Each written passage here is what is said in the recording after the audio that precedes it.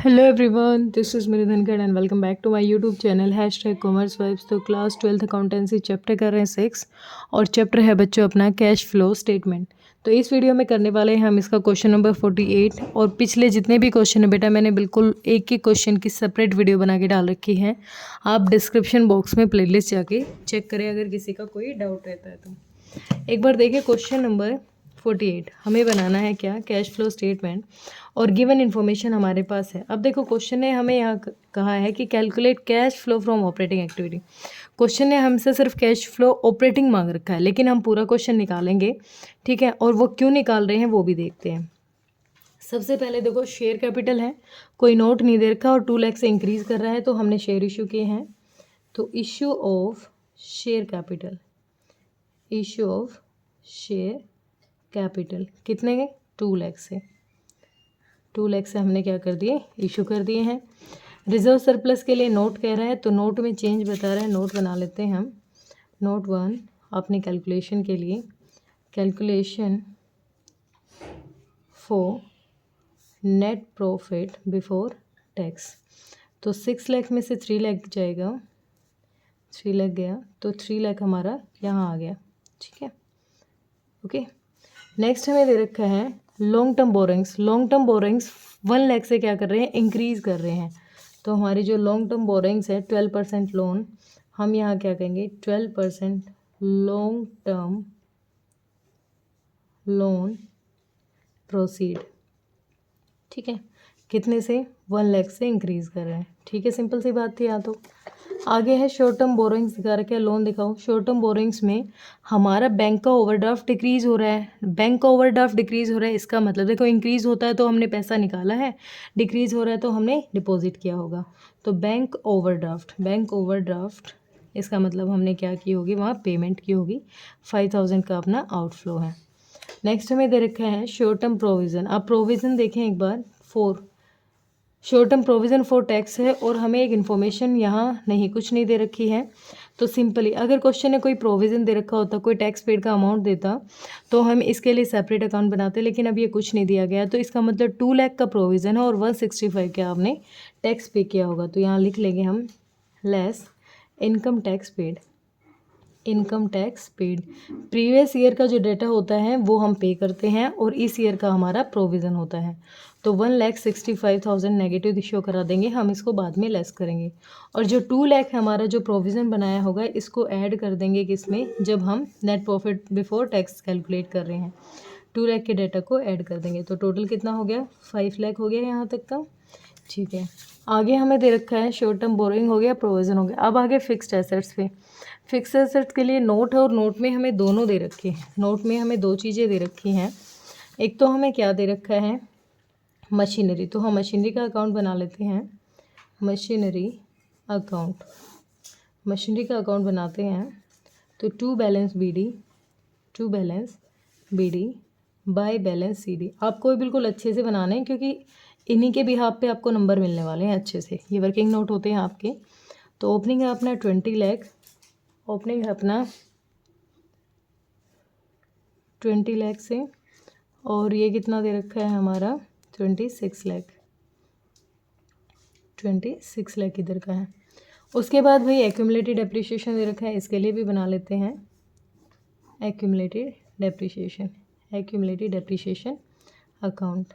तो by balance B D, opening by balance B D to balance C D, ठीक है।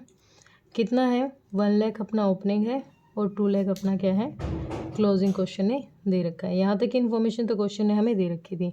अब जो एडिशनल इन्फॉर्मेशन है जहाँ पर हमें काम करना है, during the year a piece of machinery costing, एक मशीन की कॉस्ट थी 80,000 की, जिस पे एक्यूमुलेटेड डेप्रिसिएशन लगा है 40,000 का, उसको सोल्व कर दिया 10,000 के प्रॉफिट पे, गेन पे।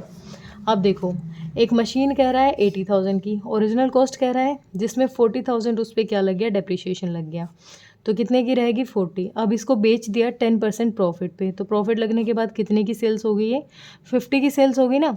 डेप्रिसिएशन लेस कर दिया, जो प्रॉफिट हुआ ऐड कर दिया, तो इसका मतलब हमने वो सेल कितने की है मशीनरी, बाय सेल्स, सेल्स कितने की कर दी हमने 50,000 की। और यहाँ हमें ये 10,000 का गेन हुआ है तो 2 गेन ऑन मशीनरी, कितना 10,000 का हमें यहाँ प्रॉफिट हुआ है। ठीक है, क्लियर हुआ, ये बेसिक बातें थी। अब यहाँ पर जो एक्यूमुलेटेड डेप्रिसिएशन लगा है तो ये मशीनरी पे लगा है, तो टू मशीनरी हम यहाँ भी शो कराते हैं इसको 40,000 अमाउंट को, और इस डेप्रिसिएशन को यही वाला हमारा यहाँ ट्रांसफ़र होता है, तो बाय डेप्रिसिएशन एक्यूमुलेटेड डेप्रिसिएशन कितना 40,000 का हमारा इधर हो गया। ठीक है, अब बैलेंसिंग फिगर कर लेते हैं। 26,90,000 हो गई हमारी ये वाली वैल्यू, और 26,90,000 हो गई ये वाली वैल्यू।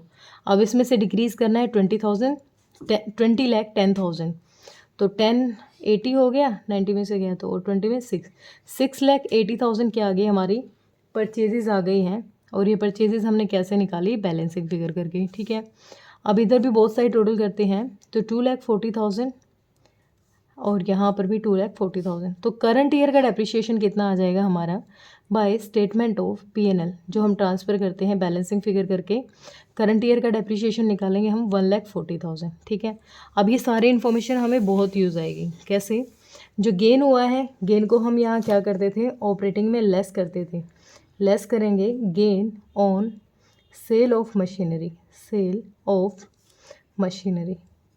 कितना गेन हुआ है हमें, 10,000 का हमें यहाँ पर गेन हुआ है। ठीक है, एक चीज़ एडजस्ट होगी, जो मशीनरी परचेज़ की थी वो इन्वेस्टिंग में होता है, तो परचेज़ ऑफ मशीनरी, मशीनरी कितने की परचेज़ की हमने, 6,80,000 का हमारे पास से आउटफ्लो रहा है, ये भी हो गया एडजस्ट। फिर इधर सेल्स हुई है तो इनफ्लो है, तो sale of machinery, sale of machinery कितने का, 50,000 का हमारा इनफ्लो रहा है। ठीक है, डेप्रिसिएशन एक्यूमुलेटेड यहाँ हो गया, दो जगह होने के बाद एंट्री ख़त्म हो जाती है, क्लोजिंग का कोई सीन ही नहीं है। अब यहाँ पर जो करंट ईयर का डेप्रिसिएशन है 1,40,000, ये भी लिखेंगे हम, ऐड की आइटम है ये अपनी, add depreciation on fixed assets, depreciation on machinery, machinery लिखेंगे यहाँ पर क्योंकि यहाँ पर नाम दे रखा है पर्टिकुलर, तो कितना है डेप्रिसिएशन, 1,40,000 अपना इधर डेप्रिसिएशन हो जाएगा। ठीक है, ये बेसिक चीज़ें थी जो हमारी फिक्स्ड एसेट से रिलेटेड थी। अब आगे देखें हमें क्या दे रखा है, इंटेंजिबल एसेट दे रखी है, इंटेंजिबल के नोट गिवन है और डिक्रीज़ कर रहा है, तो गुडविल डिक्रीज़ करती है, तो इसका मतलब हमने राइट ऑफ की होगी, तो यहाँ पर गुडविल शो करा देंगे, goodwill return of, goodwill return of कितने से रिटर्न ऑफ की हमने, 1,00,000 रुपीज़ से हमने यहाँ राइट ऑफ कर दी है। ठीक है, नेक्स्ट नॉन करंट इन्वेस्टमेंट दे रही है और इंक्रीज़ कर रहा है, इंक्रीज़ कर रहा है तो हमने खरीदी होंगी, तो purchase of non current investments कितनी, 1,00,000 से इंक्रीज़ कर रहा है। ठीक है, ये परचेजेस हैं अपनी। नेक्स्ट हमें दे रखा है करंट इन्वेस्टमेंट।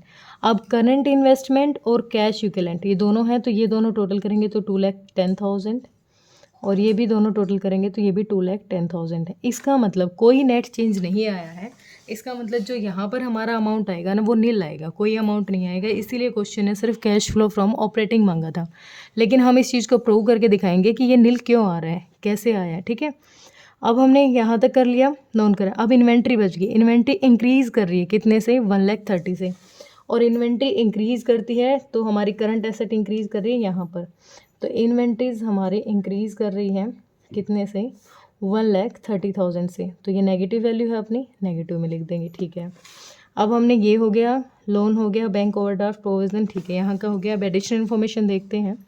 क्वेश्चन कह रहा है 1,00,000 के जो डिवेंचर इशू किए हमने वो 1 अप्रैल 2017 को किए, तो यहाँ पर ये जो लॉन्ग टर्म लोन दिखा रहा है ये डिवेंचर के लिए यूज़ हुआ है, तो जो ये 1,00,000 इंक्रीज़ किए ना ये कितने पे, साल की शुरुआत में ही बढ़े हैं, तो इन पे पूरा इंटरेस्ट देना पड़ेगा। कितना, जो 5 लाख हो गई है, 5 लाख साल की शुरुआत में हुए थे, तो 5 लाख पे कितना परसेंट, 12% दे दो, तो 60,000 हमने क्या दिया है, इंटरेस्ट ऑन डिवेंचर। तो यहाँ पर interest on debentures, interest on debentures कितना, 60,000 हमने यहाँ पेमेंट की है। इसको कहाँ शो करा देंगे, इसको यहाँ शो करा देंगे interest on debenture, interest on debenture कितना अमाउंट है, 60,000 का अपना पॉजिटिव अमाउंट है। ठीक है, अब क्वेश्चन ने कोई इन्फॉर्मेशन नहीं दे रखी, तो इसका मतलब प्रॉफिट भी हमारा 5 लाख ही रह गया है, प्रॉफिट भी कितना रह गया, 5 लाख रह गया। अब इस क्वेश्चन ने जो कहा है ना कि नील आना चाहिए ओपनिंग और क्लोजिंग, वो अब प्रूव करते हैं। ठीक है, 5 लाख है, 5 में कितना ऐड करेंगे, 140, 240 और 3 लाख ऐड कर देंगे, 3 लाख ऐड किया तो कितना आ गया 8 लाख। 8 लाख में से 10,000 माइनस कर दो, कितना रह गया 7,90,000 क्या आ गया operating profit before working capital. इसमें से 130 माइनस करेंगे, 1,30,000 माइनस कर देंगे यहाँ पर, तो यहाँ वैल्यू आ गई 0 0 0 0। 9 में से 3 गया 6, 7 में से 1 गया 6, 6,60,000। इसमें से 165 और लेस करना है। 165 किस चीज़ का, जो इनकम टैक्स पे किया था, तो हमारी वैल्यू आ जाएगी 0। अच्छा 10 में से 5 गया 5, 15 में से 6 गया 9 और 5 में से 4 गया 1 गया 4। 4,95,000 वो भी कैसा, नेगेटिव। नेगेटिव क्या आ गया, net cash used in operating activities. ठीक है, ऑपरेटिंग एक्टिविटीज़ हो गया क्लियर यहाँ तक हमारा। आगे यहाँ चेक करते हैं 680 780।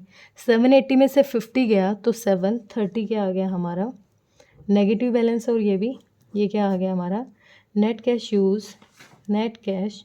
Used in investing activities.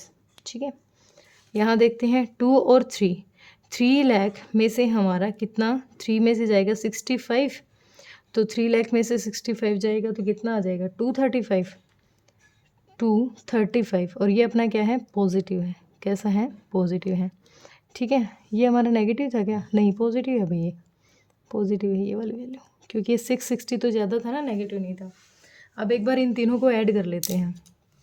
ये वाला 4,95,000 माइनस में 7,30,000 और प्लस में 2,35,000, तो तीनों को ऐड करते हैं, हमारा आ जाएगा 495 और 235, 0 9 3 12 और 13 4 2 7 और 6, कितना आ गया 730 और 730 में से 7 गया तो नील आ गया।